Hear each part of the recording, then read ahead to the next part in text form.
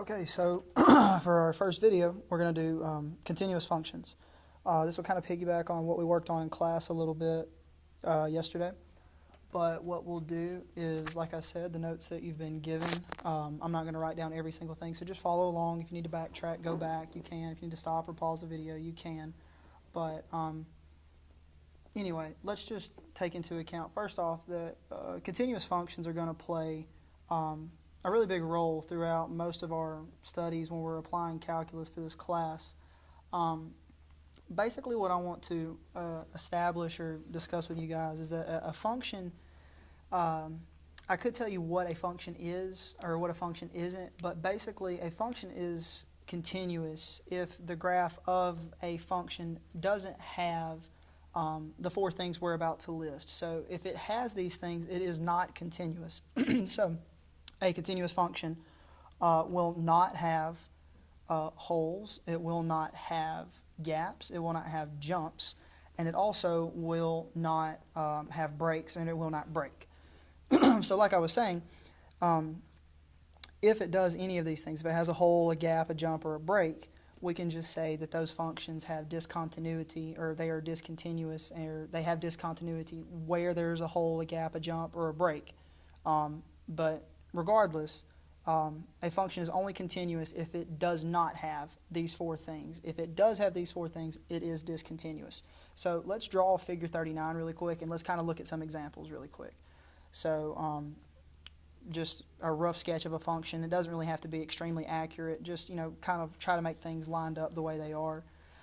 So we have 4 points, A, B, C, and D, that x can potentially equal. So let's just take this function. I'll take it on to the next page but to discuss it. But I want to make sure that we understand that we have discontinuity, or we don't have a continuous function where x equals A, x equals B is also not continuous, x equals C is not continuous, and x equals D is also not continuous. They have discontinuities. So let's go over, I'm just going to rewrite and redraw the exact same figure from figure 39, but let's actually take a closer look at the behavior of our function at or near x equals A, B, C, and D.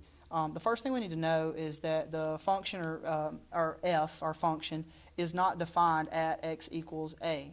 Very similar to like our problem yesterday where we had x could not equal 3, x cannot equal A.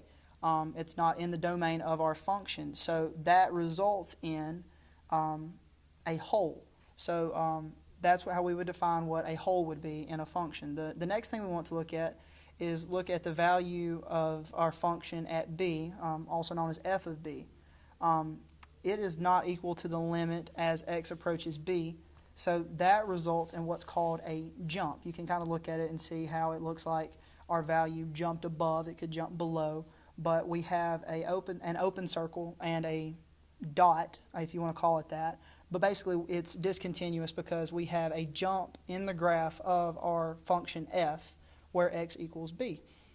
The next thing is that the function does not have a limit at c, okay? And the reason our function does not have a limit at x equals c is because our left-hand limit and our right-hand limit do not equal each other. They're not the same thing. As you can see, where we're approaching, if we approach C from the left-hand side or from the negative direction, our limit is going to be much smaller than if we approached C from the right-hand side, because obviously there's an open circle above it.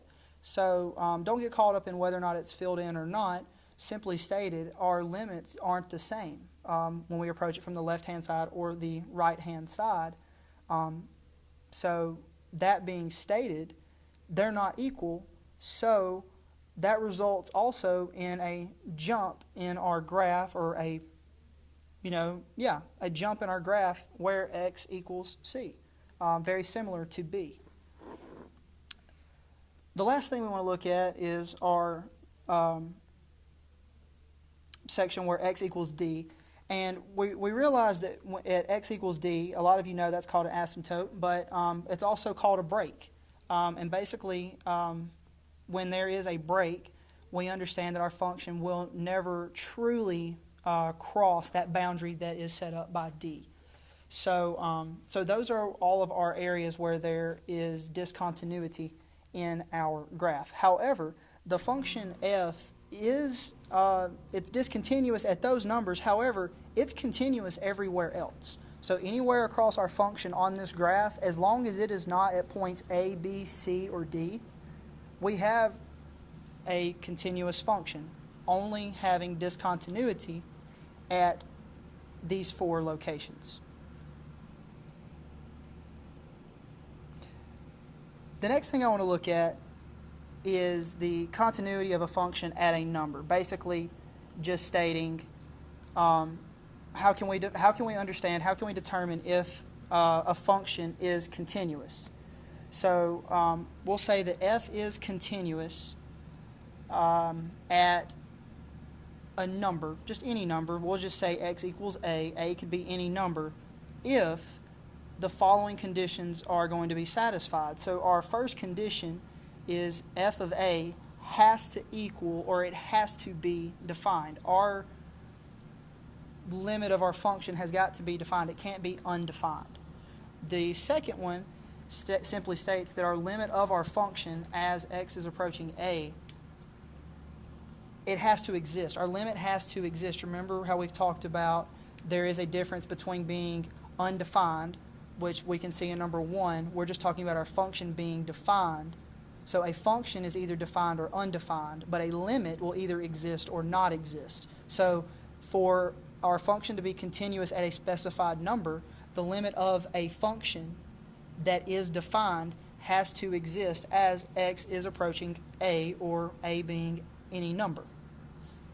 The last part is simply restating that the limit of our function as x approaches a has simply got to equal f equals a, or f of a, our function. So our function of our number that we're approaching has to be the limit of our function as x approaches a.